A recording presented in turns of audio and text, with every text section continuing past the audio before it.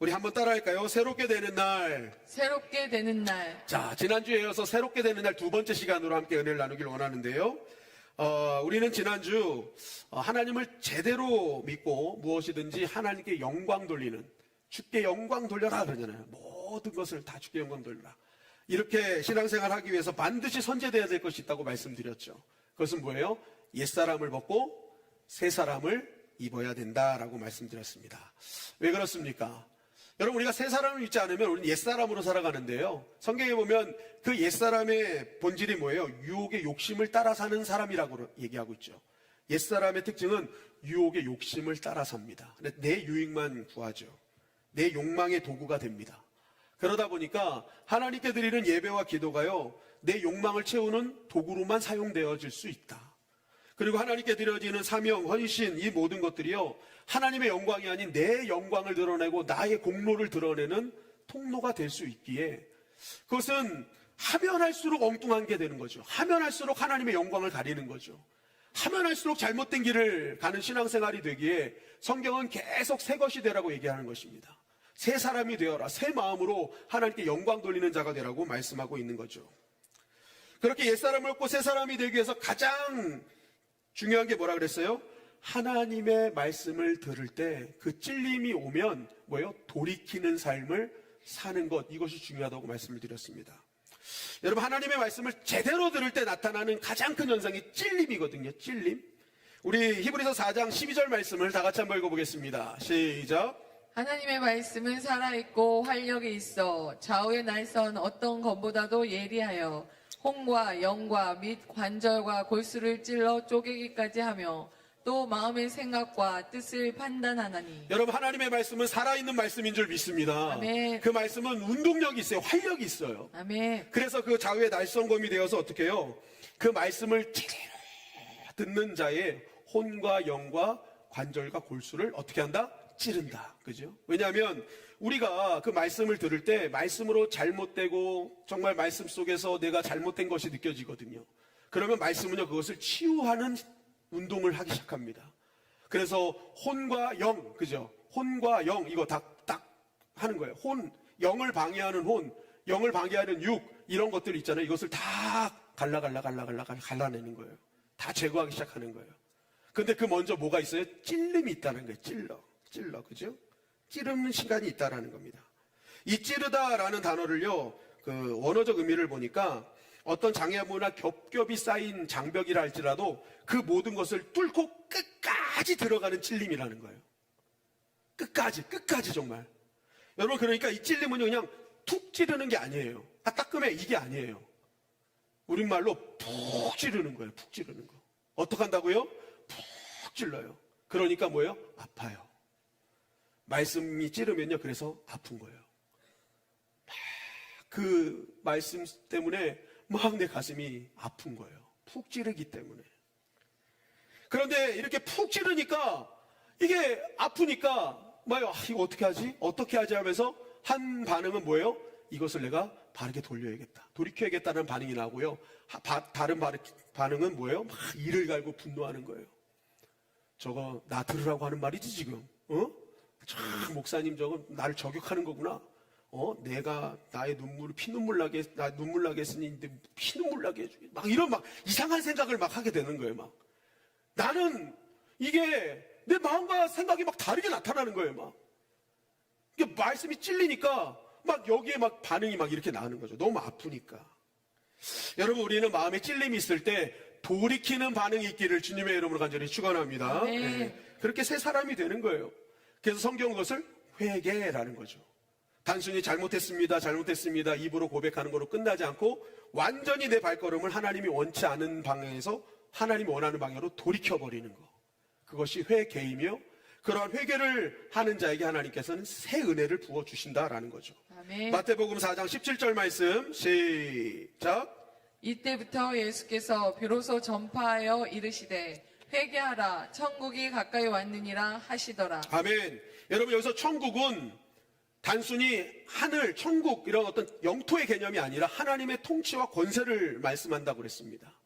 그러니까 여러분, 우리가 진짜 회개하면요, 어떤 일이 벌어지냐면 단순히 죽어서 가는 하늘나라만 맛보는 게 아니라 이 땅에서도 하나님의 통치와 권능과 은혜를 맛보는 자가 될 수 있음을 약속하고 있다라는 것입니다. 아멘. 여러분, 우리 안에 이 땅에서부터 하나님의 나라를 경험하시기를 주님의 이름으로 간절히 축원합니다. 아멘. 그러기 위해서 뭐예요? 돌이켜야 돼요, 여러분. 여러분, 베드로와 가룟 유다가 똑같이 예수님을 부인하고 예수님을 배반했지만 그 결론이 다른 이유는요, 가룟 유다는 내가 잘못했다, 뉘우침만 있었던 거예요. 발걸음이 돌이키지 않죠. 결국 자기 인생 자기가 또 결단해버리고 말잖아요. 근데 베드로는 내가 내 인생의 주인이었구나라는 것을 깨닫고 나서 뭐예요? 모든 것을 주님께 맡기잖아요. 그 돌이킴이 베드로가 이 땅을 살면서 하나님의 나라를 경험하게 하는 힘이었다라는 것입니다. 삶의 턴이 중요하다는 거죠. 단순히 입술로 내가 잘못했습니다 하면서도 맨날 똑같은 길 걷고 있다면 하나님의 나라를 우리가 평생 신앙생활에도 뭐예요? 누릴 수도 없다라는 겁니다. 여러분, 그래서 하나님은 회개하는 심령을 기뻐하시는 줄 믿습니다. 아멘. 돌이키는 자를 하나님 기뻐하시는 거예요. 그래서 하나님께서 마음껏 그의 나라를 경험하게 하신다라는 거죠. 여러분, 오늘 이 시간에도 우리의 인생의 궤도를 한번 되돌아보시고 하나님 기뻐하지 않는 걸음걸이를 가고 있다면 여러분, 기꺼이 하나님이 원하시는 방향으로 턴하시는 은혜가 있기를 주님의 이름으로 간절히 축원합니다. 아멘. 그런데 이제 문제는 여기죠. 안다 이거예요. 여러분, 신앙생활 그래도 어느 정도 하신 분들 중에 이거 모르는 분 있냐고요. 회개해야 되는 거 모르는 분 아무도 없어요. 그래, 회개해야지, 돌이켜야지. 그런데 문제는 뭐예요? 잘 안 된다라는 거예요. 신앙생활 오래 한 분은 더 그렇습니다. 이 회개하라는 말씀을 듣고 그래, 회개해야 돼 하면서 오래 신앙생활 하신 분들은 회개를요, 지금도 아마 지금까지 10년 하신 분들은 신앙생활 적어도 회개를 한 몇천 번을 하셨을 수도 있어. 왜냐하면 회개한 결단은 하지만 그 뒤에 되돌아오는 일들이 많기 때문에 그래요. 그래, 내가 이제는 진짜 죄 짓지 말아야지, 하나님 기쁘시는 삶을 살아야지 하는데 어느 순간 다시 예전의 모습으로 돌아간 나를 발견하게 된다라는 거죠.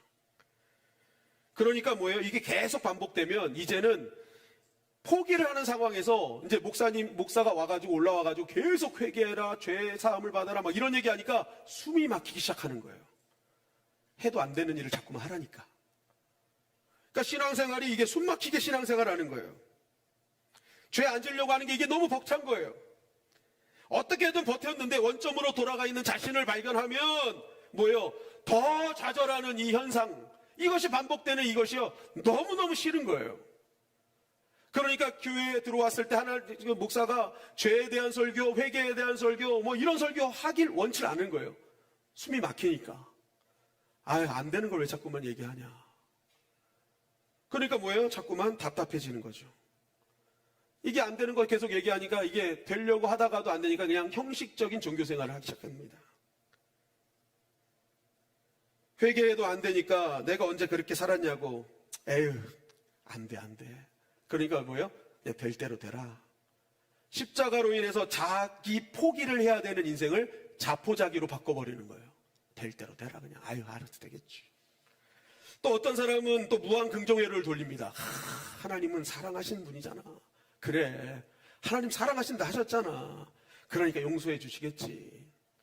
여러분, 우리 지난주에 뭐 얘기 들었어요? 하나님은 있는 모습 그대로를 사랑하지 않고 돌이키는 자를 사랑하신다 그랬죠. 돌이킨 사람의 그 모습 그대로를 인정해 주시고 돌이킨 그 사람의 지난 날을 기억하지 않는다고 하셨잖아요. 하나님은 죄를 계속 짓는 모습을 보면서 너 사랑한다 하신 말씀이 한 번도 없잖아요.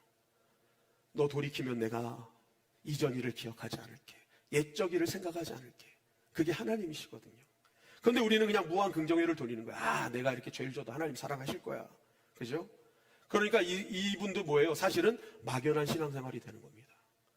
이분도 어떻게 보면 그냥 될 대로 되라, 하나님 알아서 하시겠지, 이렇게 하는 거죠.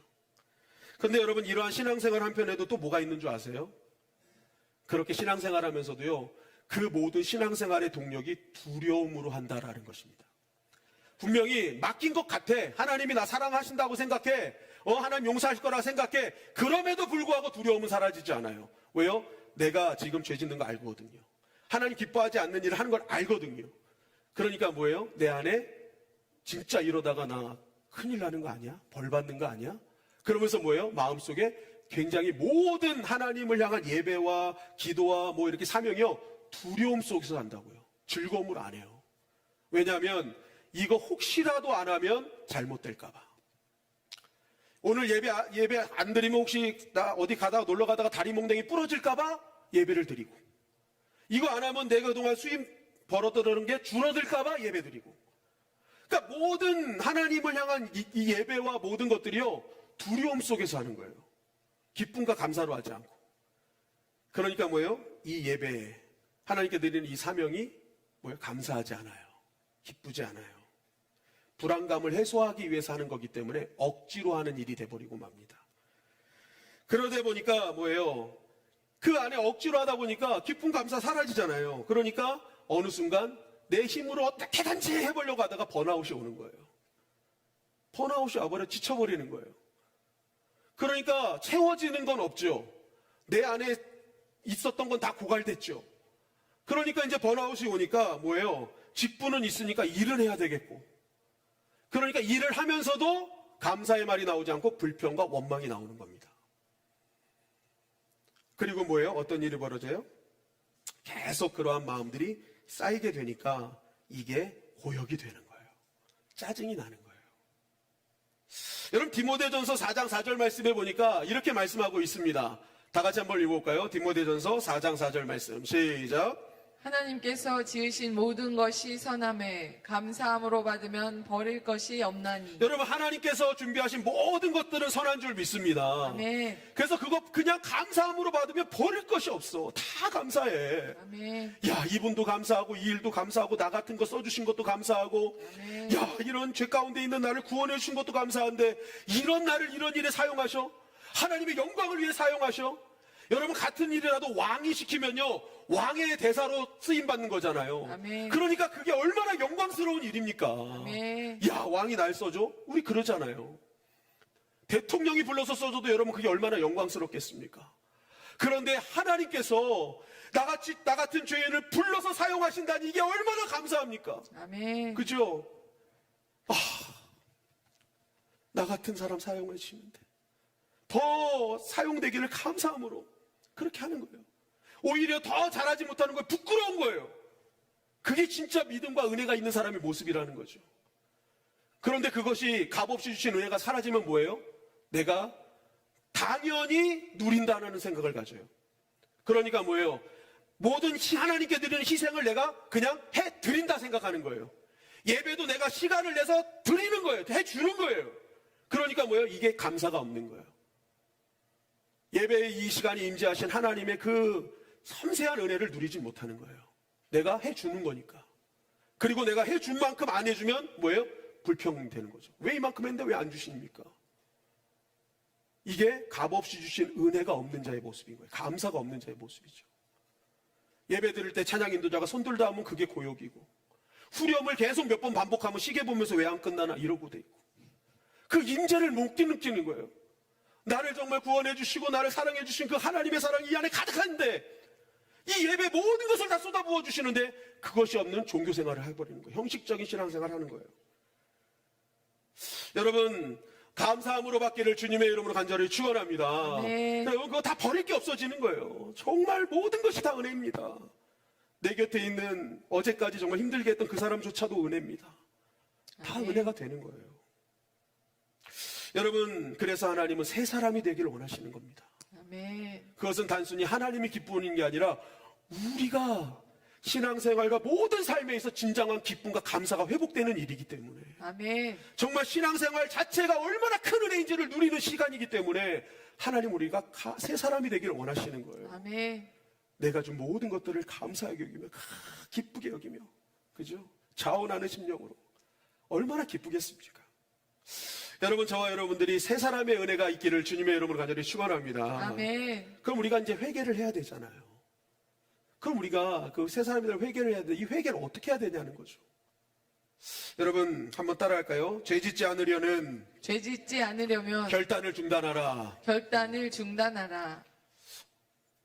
어떤 분은 이 얘기 들으면 그럴 거예요. 목사님이 지금 제정신인가? 아니, 지금까지 죄짓지 않는 회개하라고, 죄랑 멀어지라고 해놓고는 죄짓지 않으려는 결단을 중단하라니. 이게 도대체 무슨 망발인가? 그죠? 아, 회개하려면은 죄 짓지 않아야 되잖아요. 근데 여러분, 잘 생각해 보세요.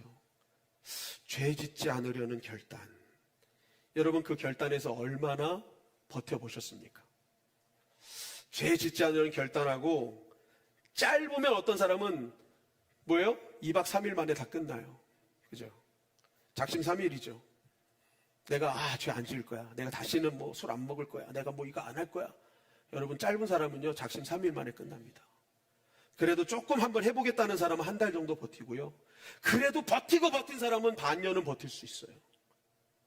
그런데 여러분, 죄 짓지 않으려는 결단은요, 오래 못 갑니다. 1년 버티면 진짜 잘 버티는 거예요. 왜 그런 줄 아세요? 여러분, 죄가 그렇게 호락호락하지 않기 때문에 그렇습니다. 그 죄를 호령하고 있는 이 사단마귀가요, 절대 호락호락하지 않아요. 여러분, 그들은 성경에 보면 우는 사자와 같이 삼킬 자를 찾고 있대요. 여러분, 우는 사자는요, 진짜 배고플 때 우는 거거든요. 마귀는요, 지금 뭐예요? 항상 배고파요. 굶주려 있어요. 어떻게든지 택한 백성을 무너뜨리게 하기 위해서 잡아먹으려고 항상 허기져 있단 말이에요. 그러니까 여러분, 그 사단마귀 어떻게든지 택한 백성이 여러분 무너뜨리기 위해서 얼마나 수많은 노력을 하고 있는지 아십니까? 걔가 그건 사명이거든요. 사명. 자꾸만 죄짓게 하고 낙심하게 하고 무너뜨리는 거예요. 특별히 그들은요, 주로 사용하는 게 혼미케 하는 겁니다. 그래서 성경에 뭐 혼미케 하는 영을 제거해야 돼. 혼미케 하는 영을 제거하라. 이 기도 많이 하잖아. 혼미케 하는 영을 제거해달라고. 혼이 뭐예요? 정신과 생각이잖아요. 마귀는요, 우리 정신과 혼을 여러분 혼미케 합니다. 그래서 어느 순간 죄가 죄 같지 않게 보이게 하고요, 죄에 대해서 무뎌지게 만듭니다. 그리고 또 이 죄를요, 상대평가로 만들어버려요. 내가 저 사람보다 죄가 좀 덜 지어지는 것 같으면 내가 더 낫다는 생각을 하는 거죠. 그게 당연하다고 생각해서 내가 함부로 그 사람을 얘기해도 괜찮은 존재인 것처럼 여겨지게 만드는 겁니다. 그러나 여러분, 죄는요, 하나님 입장에선 작은 죄든 큰 죄든 다 똑같은 죄인 줄 믿습니다. 아멘. 근데 마귀는 그걸 혼미케 하는 거예요. 네가 그래도 덜 죄짓잖아. 네가 그래도 더 충성하잖아. 조금이라도 더 와서 뭐 하잖아. 네가 더 나은 사람이야. 마귀는 자꾸만 그렇게 충동질을 하는 거예요. 그게 혼미케 하는 겁니다. 자꾸만 성도들을 이렇게 혼미케 해가지고요, 죄가 아닌 것처럼 여겨지게 만드는 거죠. 그리고 무엇보다도 사단마귀는요, 우리의 약점을 너무 잘 압니다. 여러분, 하나님은요, 10가지 중에 부족한 것 9가지가 있어도 잘하는 것 1가지를 선택해서 하나님의 사명을 감당하게 하십니다. 그게 하나님의 속성이에요. 하나님은 부족한 것 9개도 왜 이거 못해 하지 않아요. 잘하는 것 하나를 딱 선택하게 하셔서 그것을 극대화시킨단 말이에요. 그래서 그것이 하나님의 영광으로 쓰임받도록 만드신다고요. 근데 사단은 그렇지 않아요. 잘하는 거 9개 있어도 1가지 잘못하는 것에 집중하게 만듭니다. 나를 칭찬하는 사람이 9명이 있어도 나를 이상하게 만드는 한 사람, 그 한 사람 때문에 내가 무너지게 만들어버려요. 그게 사단이 하는 역할이라는 거죠. 그것이 바로 우리의 트리거죠, 트리거. 언젠가는 방아쇠를 당기면 문제가 되는 거. 사단마귀는 그 트리거를 너무나 잘합니다. 그래서 언젠가 그 방아쇠를 당기게 만드는 거예요. 여러분, 우리가 죄를 짓지 않으려는 결단을 하면 뭐가 문제냐면 바로 여기서 이제 문제가 되는 겁니다.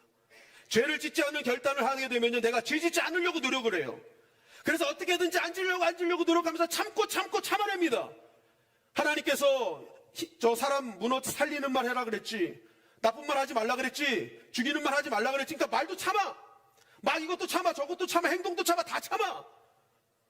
계속 참아내다가 결국 어느 순간 참지 못하는 순간이 오면 마귀는 것을 당기게 만들어요. 방아쇠를 당기게 만든다고요. 그런 문제가 뭔지 아세요? 예전에는요, 그냥 저 사람한테 야, 너 왜 그렇게 입었어? 뭐 이런 식으로 얘기했지만 어느 순간 이게 다 튀어나오면요, 완전히 그 사람을 상처 주는 말로 다 튀어나오는 거예요. 내가 쌓아놨던 모든 것들이 한꺼번에 튀어나오는 거예요. 여러분, 이것은요, 상대방에도 데미지지만 나에게도 엄청난 데미지가 일어나는 겁니다. 왜요? 그 사람이 볼 때 어저께까지 내가 참아서 정말 괜찮은 사람처럼 보였다고요. 야, 저분 진짜 장로님이네. 저분 목사님 맞네. 야, 어떻게 권사님이 저렇게 잘 참냐? 하고 그렇게 너무너무 존경했던 사람인데 하루 만에 그 갖고 있던 모든 것들을 터뜨려버리니까 진짜 상종하지 말아야 될 사람이 돼버리는 겁니다. 참는 건 무서운 거예요. 죄짓지 않으려는 결단은 그래서 한꺼번에 사람을 무너뜨려 버리는 것입니다. 마귀는 그래서 자꾸만 죄짓지 않는 결단하게 만드는 거예요. 완전히 한순간에 다 부숴버리기 위해서. 여러분, 물론 죄짓지 않겠다고 결단해서 잘 지키는 분도 있어요. 여러분, 그런데 그거 아세요? 죄짓지 않으려는 것이 그 원인이 하나님이 두려워서잖아요. 벌받지 않고 싶어서잖아요. 그래서 나타나는 부작용이 뭔지 아세요? 죄는 안 지을 수 있으나 하나님과 거리는 가까워질 수 없다라는 거죠. 하나님이 두렵기 때문에. 그 죄를 지으면 벌 주신 하나님이 두렵기 때문에 이것을 죄 안 앉아서 열심히 노력하지만 그 시간에 비해서 하나님과 거리는 가까워지진 않습니다. 그것이 죄 안 짓는 결단하는 사람들의 가장 큰 문제라는 거죠. 하나님이 가까이 와 계시다는데 그 가까이 온 하나님을 누리지 못하는 거예요. 그게 죄 안 짓는 결단한 자들의 모습이라는 거죠. 여러분, 그러면 죄 안 짓기로 결단하지 말고 우리는 어떤 결단을 해야 될까? 따라 하실까요? 하나님을 더 사랑하라. 더 사랑하라. 여러분, 우리가 진짜 죄 안 짓고 회개하는 심령이 되려면요, 하나님을 더 사랑하는 결단이 있어야 될 줄 믿습니다. 아멘. 하나님 더 사랑하셔야 돼요. 이 결단이 있어야 된다라는 거예요. 마태복음 22장 37절 말씀해 보니까 이렇게 말씀하고 있어요. 시작.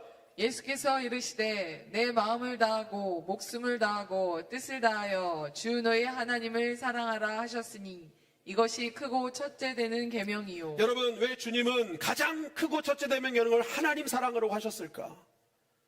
그것이 진짜 답이기 때문에 그렇습니다. 아멘. 신앙생활 행복하게 하고 내 이웃을 사랑하고 내가 가진 모든 것들을 감사하며 살아갈 수 있는 가장 큰 핵심적인 게 하나님 사랑인 거예요. 하나님 사랑. 아멘. 하나님 사랑하면 다 해결되는 거예요. 다 풀리는 것입니다. 여러분, 특히 성경에 나오는 사랑은요, 상대방의 유익을 위한 사랑이잖아요. 사랑은 언제나 온유하고, 사랑은 언제나 뭐예요? 오래 참고, 사랑은 성내지 아니하고. 이게 뭐예요? 다 상대방을 위한 거거든요. 상대방을 위한 사랑. 그러니까 상대방의 유익을 위해서 초점이 맞춰져 있기 때문에 상대방이 원하는 것을 하게 되어 있어요. 사랑하면.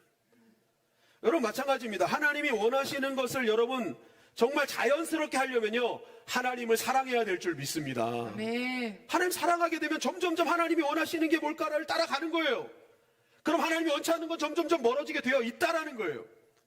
그래서 여러분, 회개는요, 하는 것이 아니라 함께 따라할까요? 되는 것이다. 되는 것이다. 회개는 하는 것이 아니라 되는 거예요. 왜요? 하나님 아멘. 사랑하면 점점 하나님 따라가게 되어 있기에 회개는 자연스럽게 되어지는 거예요. 아멘. 방향이 그냥 가는 거예요. 하나님 사랑하는 방향으로 가니까. 우리는 회개를 하려고 하니까 문제가 되는 거예요. 회개는 되는 겁니다. 하나님을 사랑하면 할수록 회개는 점점 하나님 편으로 가게 되어 있기 때문에 되어지게 되어 있다는 거죠. 여러분, 하나님을 더 사랑하는 결단이 있기를 주님의 이름으로 간절히 축원합니다. 아멘. 그럼 이제 사랑해야 되는데, 그럼 사랑하려면 어떻게 해야 되냐는 거죠. 내가 정말 하나님 사랑하고 싶어. 그러기 위해서 가장 중요한 것은 하나님을 가까이 하셔야 된다라는 거예요. 아멘. 하나님 어떻게 하라? 가까이 해라. 지금처럼 이렇게 컴퓨터가 발달하고 메일이 발달되지 않았을 때 시대의 이야기인데요. 그때 이제 뭐 사람들과 연락을 주고받는데 편지를 사용하잖아요. 편지를 사용하는데 어떤 남자가 여자를 너무 사랑해서 그 여자한테 매일매일 편지로 사랑을 고백했어요. 그러나 어느 날 이 남자가요, 해외로 발령이 났습니다. 그래서 타국으로 가게 됐는데, 타국에서도 이 여자를 못 잊으니까 하루가 멀다고 편지를 계속 보냈어요. 사랑합니다. 정말 내가 가면 바로 우리 결혼합시다 하면서 뭐 별 얘기를 다 썼다고요. 그리고 결국 결혼을 하게 됐는데, 문제는 이 여자의 결혼 상대자가 이 남자가 아니라 이 편지를 전달해준 우체부랑 결혼하게 됐다라는 거예요. 왜 그럴까요? 매일매일 우체부가 다가가서 그 여자를 항상 위로해주고 격려해주고 용기를 줬던 거예요. 그러니까 여러분, 가까이 늘 함께했던 그 사람의 음성과 그것이요, 이 여자가 사랑하게 되는 요인이 됐다라는 거죠. 여러분, 이것은요, 자주 가까이 보고 함께하는 사람이 결국 사랑하게 되어 있다라는 겁니다. 하나님도 마찬가지예요. 누가 하나님을 사랑할 수 있을까요? 하나님을 가까이 하는 자가 하나님을 사랑할 수 있습니다. 아멘. 하나님을 멀리하고서는 어떻게 하나님을 사랑할 수 있을까요? 여러분, 하나님을 가까이 하는 자만 사랑할 수 있는 거예요. 아멘. 여러분, 우리 사람 사이에서도 가까이 해야 되잖아요. 저희 집사람은요, 제 친구 누나였습니다. 제 친구 누나. 그래서 여러분, 제가 친구 누나로 볼 때는요, 진짜 결혼하지 말아야 될 사람이었어요. 너무 깐깐하고 너무 싫었어요. 예. 집사람 없죠? 예, 없어요. 예. 물론 집사람도 저를 그렇게 봤겠죠. 아, 동생 친구인데 뭐 그런 감정이 있겠습니까? 근데 이게 교회에서 청년부로 올라갔는데 그 청년부가 저희는 한 500명 모였었거든요. 근데 500명 모이는 청년부에 올라갔는데 신기하게도 이 집사람과 계속 만나는 거예요. 청년부 중창단에서 만나고. 그때 우리 청년부 성가대가 있었거든요. 이 성가대는요, 토요일 날 저녁에 모여서 성가 연습을 하고 아침에 모여서 성가 연습을 하고 교회 모든 일정 끝나면 9시에 모여서 성가 연습을 했어요. 그러니까 한 번에 성가 연습을 3번 모이는 거예요. 그러면 거기 가면 집사람이 엘토 있고 전 베이스를 했단 말이에요. 그래서 제가 배가 있잖아요. 이렇게 베이스를 항상 해가지고. 아무튼 이렇게 베이스를 했어요. 그럼 맨날 만나. 그리고 여러분 또 저녁 예배 율동팀에 또 만났어요. 여러분 제가 율동하던 사람입니다. 예. 율동하던 사람이에요. 그러면 집사람이랑 또 만나. 그리고 청년부 갔더니 저희 목장의 목자였어요. 그러니까 일주일에 적어도 4-5번을 만나는 거예요. 계속 만나고 하면서 서로 간에 누나인데 참 이런 장점이 있구나. 참 이런 게 좋구나. 근데 집사람도 동생인데 율동하는 거 보니까 그래도 뚝심이 있네. 뭐 하여튼 이런 생각들을 조금씩 하게 된 거예요. 마음이 열려지고 결국 그래서 제 마음속에 하나님 이런 감동을 주시는 거예요. 한 영혼을 구해라. 한 영혼을 구해라. 그래서 제가 정말 마음을 굳게 먹고 한 영혼을 구원했습니다. 예. 근데 이렇게 한 영혼을 구원하는 그 힘이 어디서 왔느냐? 자주 만나는 거 있었다고요. 자주 만나는 거. 만약에 안 만났어요. 내가 청년부 활동하면서 한 번도 만난 적이 없으면요. 지금쯤은 집사람은 다른 남자 만나서 코피 터지고 있을 거라고요. 근데 계속 저를 만나서 저렇게 행복하게 살고 있단 말이에요. 자주 만나면 되는 거예요. 자주 만나면. 여러분 마찬가지예요. 하나님을요. 자주 만나야 돼요. 하나님을요. 시간을 투자해서도 자주 만나셔야 돼요. 아멘. 그래야 여러분 하나님의 사랑이 느껴집니다. 아멘. 그리고 내가 하나님 사랑하는 마음이 뭔지를 알게 되는 거예요. 아멘. 야고보서 4장 7절 하반절과 8절 상반절 말씀에 보면 이렇게 말씀하고 있습니다. 시작. 마귀를 대적하라. 그리하면 너희를 피하리라. 하나님을 가까이 하라. 그리하면 너희를 가까이 하시리라. 네, 여기서 너희를 가까이 하라, 하나님을 가까이 하라 하잖아요. 그러면 가까이 하신 하나님을 만나게 된다라는 거예요. 아멘. 진짜 사랑을 알게 된다라는 거예요. 아, 하나님 진짜 가까이 계셨네. 내가 하나님과 가까이 있지 않으니까 가까이 계신 하나님을 누리질 못하는 거예요. 아멘. 하나님을 가까이 하면 할수록 가까이 하는 하나님을 만나게 될 줄 믿습니다. 아멘. 그게 약속이라고요. 근데 여기서 가까이라는 단어를 보니까 앵기조예요. 헬라어 앵기조. 하나님께 앵기라는 거예요. 앵기라. 앵기조. 근데 여러분 이 앵기조의 뜻을 보니까요.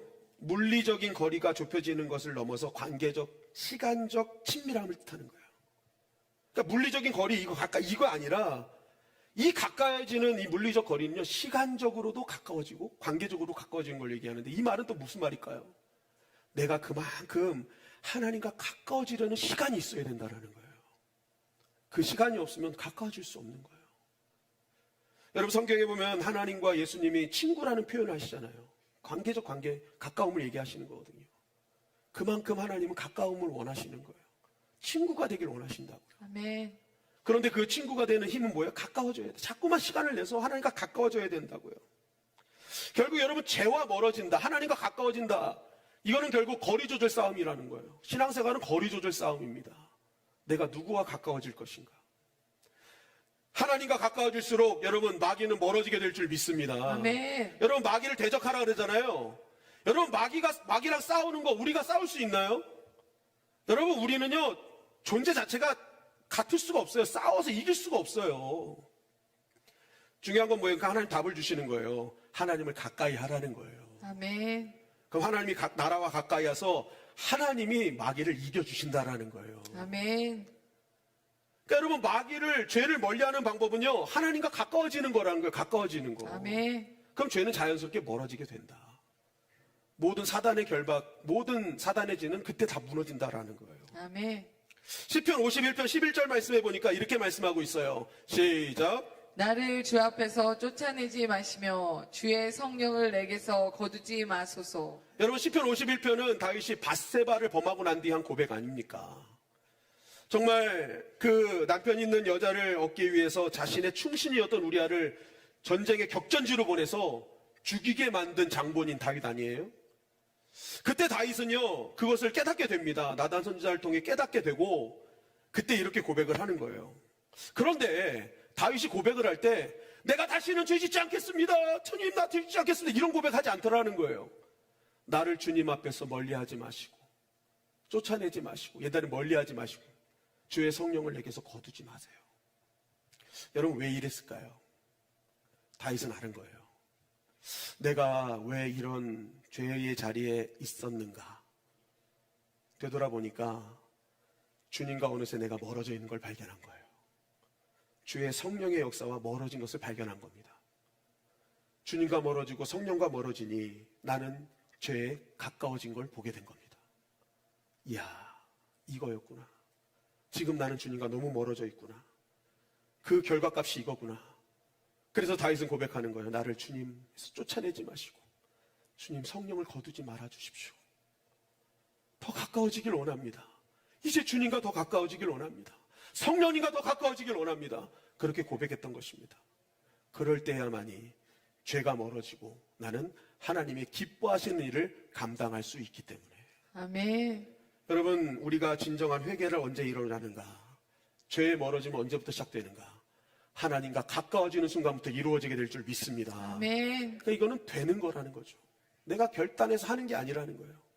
하나님과 점점 가까워질수록 회개는 자연스럽게 이루어지는 것입니다. 아멘. 여러분 우리가 주님과 가까이 있으면 반드시 그에 따른 현상이 달라질 수밖에 없어요. 우리가 여자분들이 이제 결혼해서 뱃속에 새 생명이 잉태되면 가장 먼저 나오는 증상이 입덧이잖아요. 입덧. 옥옥 하잖아요. 이 입덧을 통해서 어떻게 해요? 그동안 내가 좋아했던 것이 싫어져요. 체질도 바뀌고 먹었던 것도 환경도 내가 좋아했던 것인데 이상하게 입덧을 하게 더 싫어하게 만들어요. 그리고 내가 원하지 않았던 것을 먹게 되고 원치 않은 좋은 환경을 막 찾게 돼요. 왜 그런지 아세요? 뱃속에 있는 새 생명이 원하는 거예요. 그때는 너가 원하는 대로 해서 네 몸과 상관없었지만 이제는 새 생명이 안에서 내가 건강해지고 내가 잘 태어나려면 이 뱃속에 있는 내가 좋아하는 걸 해야 돼요 라는 거예요. 그래서 여러분 입덧을 할 때 끝까지 자기가 좋아하는 거 먹은 사람은 이게 아기가요 건강하지 못할 수도 있다. 의사들이 그래요. 이 입덧을 할 때 아기가 원하는 걸 해줘야 아기가 건강해진다라는 거예요. 계속 아기가 원하는 거. 그게 입덧의 특징이라는 거예요. 새 생명이 생기면 입덧이 있듯이. 여러분 우리가 예수 그리스도로 말미암아 우리 안에 새 생명이 생기면요 영적인 입덧이 시작됩니다. 그것이 뭐냐? 내가 이전에 육으로 살 때 내가 그렇게 즐겨가던 것, 즐겨 먹던 것, 이 모든 것이 갑자기 싫어지기 시작하는 거예요. 내 안에 여태까지 막 원망과 불평이 넘쳐났던 나의 입술이 기쁨과 감사의 말이 되기 시작하고 짜증과 방탕했던 나의 인생이 자꾸만 영적 입덧 현상으로 새 생명이 원하는 대로 가게 되는 것입니다. 그 사람이 하나님과 가까워진 사람이고 그 사람이 성령 충만한 사람이라는 것이죠. 그래서 더 좋은 계속된 은혜가 공급되어짐으로 말미암아 그 사람은 살면 살수록 더 풍성한 은혜를 경험하게 되는 것입니다. 아멘. 여러분 이 은혜가 저와 여러분들의 은혜가 되기를 주님의 이름으로 간절히 축원합니다. 아멘. 결국 회개의 길은 죄 안 짓겠다고 결단해서 이루어지는 것이 아니라 내가 하나님을 더 사랑하겠다는 결단으로 하나님과 가까워질 때 저절로 이루어지는 축복과 은혜인 줄 믿습니다. 아멘. 그래서 여러분 우리의 오늘의 결단은 하나님을 더 사랑하겠다는 결단이 있어야 됩니다. 아멘. 내가 어떤 일이 있어도 이 사랑에 목숨 걸겠습니다. 아멘. 여러분 그러기 위해서 우리가 뭘 해야 돼요? 하나님을 더 가까이 하려는 결단이 있어야 된다는 거예요. 아멘. 우리가 시작하는 큐팅을 통해서 말씀 묵상, 통독방을 통한 말씀 묵상, 생명의 삶을 통한 말씀 묵상. 여러분 말씀이 하나님이고 말씀이 주님이시지 않습니까? 아멘. 여러분 말씀과 가까워지기를 결단하시기를 주님의 이름으로 간절히 축원합니다. 아멘. 가까워질수록 여러분 누리는 하나님의 나라가 있어요. 또 하나님 가까워지는 게 뭐예요? 예배죠, 예배. 여러분 예배처럼 하나님과 가까워지는 게 없어요. 아멘. 하나님은요 여러분 예배 드린 자를 기뻐하시는 줄 믿습니다. 아멘. 이곳이 그분의 임재가 있거든요. 아멘. 그러니까 여러분 진짜 하나님과 가까워지려면 예배를 사모하셔야 돼요. 아멘. 예배를 사모하고 예배에 나올 길을 여러분 힘쓰면요, 이곳에 임재하실 하나님의 큰 은혜를 누리게 될 줄 믿습니다. 아멘. 하나님 사랑을 경험하게 되는 거예요. 여러분 그렇게 볼 때 저거 보세요. 계속 나오잖아요. 예. 그렇게 볼 때 이번 4일간의 부흥회는 우리한테 너무 중요한 것이라고 저는 생각을 해요. 아멘. 여러분 온 것을 집중할 수 있는 시간 아니겠습니까? 내 인생의 후반전을 하나님께 온전히 매달릴 수 있는 시간 아니겠어요? 아멘. 정말 하나님이 어떤 분인지 하나님을 진짜 가까이 할 수 있는 시간 아니겠어요? 아멘. 여러분 그래서요, 이번 부흥회 때는요 새벽 기도를 안 하려고 해요. 정말 부흥회 오셔가지고 저녁 늦게까지 나의 인생을 걸고 기도하는 시간이 되기를 주님의 이름 간절히 축원합니다. 아멘. 정말 하나님께 말씀 붙잡고 주신 말씀 붙들고 하나님 나의 인생을 주님께 맡깁니다. 하나님 더 가까워지길 원합니다. 아멘. 하나님 더 사랑하길 원합니다. 아멘. 여러분은 간절한 기도가 있는 밤이 되기를 간절히 소망합니다. 아멘. 하나님께서 여러분 놀라운 하나님의 역사를 이루어 주실 거예요. 아멘. 여러분 이 부흥회 그냥 하는 게 아닙니다. 정말 하나님과 가까워질 수 있는 우리에게 주신 찬스 같은 시간이라고요. 아멘. 여러분 이 기회를 놓치지 않기를 주님의 이름으로 간절히 축원합니다. 아멘. 그럴 때 우리에게 주시는 축복은 성경은 이렇게 말씀하고 있습니다. 사도행전 3장 19절 말씀 시작. 그러므로 너희가 회개하고 돌이켜 너희 죄 없이 함을 받으라. 이같이 하면 새롭게 되는 날이 주 앞으로부터 이를 것이요. 여러분 회개하고 돌이키면 새롭게 되는 날을 허락해 주실 줄 믿습니다. 아멘. 바로 이게 제목이었던 거예요. 이 새롭게 되는 날, 이게 원어로 보니까 안나푸식시스라는 단어예요. 이게 뭐냐면 숨통이 트이다라는 단어입니다. 아멘. 숨통이 트이다. 그동안 나도 모르게 죄에 계속된 죄로 인해 숨 막히는 삶, 정말 상처나고 아프고 굳어진 나의 영혼, 여러분 그것을요 회개하고 돌이킬 때 그 모든 것을 유연하게 해서 숨통 트이게 해주신 은혜를 주신다라는 거예요. 여러분 우리 신앙생활 그동안 너무 숨 막히게 하지 않으셨습니까? 정말 이 기쁨과 감사가 없이 때로는 억지로 해야 되기에 그렇게 하는 그런 상황 속에 번아웃 되지 않으셨습니까? 여러분 이번 부흥회를 통해 그 숨통이 트여지는 밤이 되기를 주님의 이름으로 간절히 축원합니다. 아멘. 정말 신앙생활다운 신앙생활, 기쁨과 감사가 넘치는 신앙생활 우리가 해야 되지 않겠습니까? 아멘. 여러분 오늘 밤이 그 기회의 밤입니다. 여러분 끝까지 주님 한번 바라보시자고요. 아멘. 사도행전 2장 38절 말씀 시작. 베드로가 이르되 너희가 회개하여 각각 예수 그리스도의 이름으로 세례를 받고 죄 사함을 받으라. 그리하면 성령의 선물을 받으리니. 너희가 회개하면 성령을 선물로 받으리니. 아멘. 여러분 성령은 거룩한 영이기에 우리 안에 죄가 가득하면 들어올 수가 없어요. 여러분 우리가 죄 사함을 받아 우리 안에 성령 충만히 임하기를 주님의 이름으로 간절히 축원합니다. 아멘. 그럴 때 우리가 돌이키는 삶을 살 수 있는 능력을 계속 공급받을 수 있는 거예요. 그래서 신앙생활이 선순환이 되는 것이죠. 아멘. 선순환이 되는 거예요. 계속 능력받아 사명 감당하고 능력받아 기쁘게 감당하고 계속 열매 맺고 선순환이 이루어진다.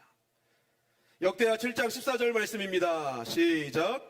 내 이름으로 일컫는 내 백성이 그들의 악한 길에서 떠나 스스로 낮추고 기도하여 내 얼굴을 찾으면 내가 하늘에서 듣고 그들의 죄를 사하고 그들의 땅을 고칠지라. 너희가 악한 길에서 떠나면 죄를 사하고 어떻게 해요? 그들의 땅을 고쳐주리라. 아멘. 아멘. 여러분 땅은 우리의 영혼이죠. 예수님이 말씀하실 때 마태복음 13장에서 우리의 마음을 길가 돌자 가시떨기 좋은 땅 비유하셨잖아요. 우리의 마음이죠. 우리의 영혼입니다. 우리의 영혼을 고쳐주시는 거예요. 아멘. 우리의 마음을 정말 주님의 그 치유하심과 은혜로 뭐예요? 더 열매 맺게 하시고 더 풍성한 은혜를 채워주시는 은혜를 경험하게 된다라죠. 두 번째는 바로 그 땅은 우리의 삶의 터전입니다. 우리의 가정과 일터와 우리의 삶의 현장이고 이 나라를 말하죠. 여러분 우리가 매일 딛고 사는 그곳이 고쳐주시는 이 땅의 의미입니다. 여러분 우리 가정에 갈등과 아픔이 있다면 우리가 회개하고 돌이킬 때 그 가정의 땅을 고쳐주실 줄 믿습니다. 아멘. 또한 우리의 관계와 일로 인한 스트레스로 신음하는 우리의 직장과 사업장 속에 여러분 우리가 돌이키고 주님을 따라가면요 그 직장과 사업장 속의 모든 문제를 하나님께서 해결해 주시는 거예요. 아멘. 또 이 나라와 민족, 여러분 지금은 나라를 위해 기도해야 될 때인 줄 믿습니다. 아멘. 정말 기도해야 될 때예요. 여러분 아멘. 여러분 정말 혼미케 한 악한 것들, 이 땅을 분열시키는 모든 것들이 예수의 이름으로 떠나가게 하여 주시옵소서. 아멘. 기도해야 돼요. 근데 이 땅을 언제 고쳐요? 우리 믿는 자들이 악한 길에서 떠나야 됩니다. 정말 아멘. 주님이 기뻐하시는 길로 들어설 때 하나님은 우리를 통해 일하시기 시작하시는 거예요. 아멘. 하나님을 믿지 않는 자들 때문에 나라가 망하는 게 아니라 지금 믿는 자들이 어떻게 하느냐에 따라 이 나라의 운명이 좌우되는 거예요. 아멘. 여러분 믿는 자들이 더 기도하는 자리에 나와야 될 줄 믿습니다. 아멘. 이 나라를 위해 기도해야 될 줄 믿습니다. 아멘. 의인 10명이 없어 소돔과 고모라 망하잖아요. 믿지 않는 자는 주님이 보시지 않아요. 믿는 자들이 어떻게 하느냐. 거기에 이 나라와 민족의 운명이 달려있다라는 것입니다. 아멘. 회개는 영적인 영역에 머물지 않고 우리의 가정과 생업과 인간관계와 우리 대한민국을 완전히 변화시키고 회복시키는 능력이 바로 회개함이라는 것이죠.